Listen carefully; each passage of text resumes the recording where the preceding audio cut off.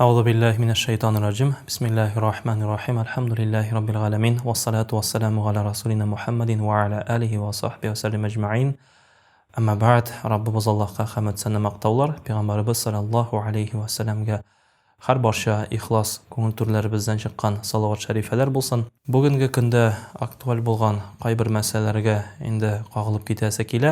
Eng birinchi adam balasi bu dunyoga tug'ashda bola qarshında әти әнинең buyuk haqlары бар. Мәсәлән, eng birinchi biz инде әйтәбез, бала тугач та аңа мәгънәле исем бирергә кирәк. Ягъни балага шушы дөньяда аңлаешлы, аһәңле, ягъни аның мәгънәсе булган исем бирү бик мөһим.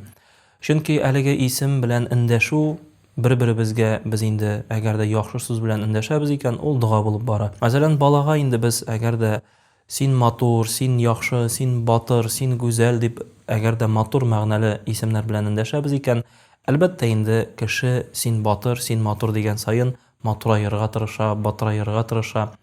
Әгәр дә без аңа начар сүзләр белән эндәшәбез икән, синнән булмый инде, син булдыра алмыйсың, син инде иң актык һәм башкалар, ул кеше үзеннән үзе йомыла, ул кеше үзеннән үзе төшеп кала.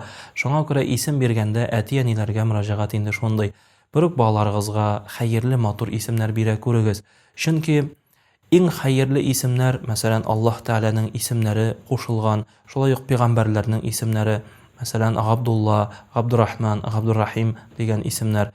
Бу инде Аллаһның кулы, ягъни Аллаһны танып, аңа итагать итеп, аны яратып яши торган бәндә дигәнне аңлата. Габдуррахман дигән инде мәрхәмәтленең, ягъни башкаларга, ягъни мөэминнәргә булган мәрхәмәтленең кулы, ягъни шулай ук Аллаһ Тәгаләнең кулы, ягъни Аллаһ Тәгаләнең сөекле, ягъни бер бәндәсе дигәнне аңлата. Һәм әлбәттә инде пәйгамбәрләр исеме, мәсәлән, Мухаммад дигән исем бирәбез, мактаулы, Ибраһим, Исмаил, Ильяс һәм башка шушындый исемнәр биргәндә, без инде әлбәттә шушы пәйгамбәрләрнең исемнәрен искә алып әлеге исемнәрне бирәбез.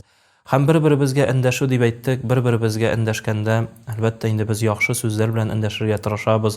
Чөнки бер-беребезгә эндәшү Аллаһ Тәгаләне дуга булып кабул итә.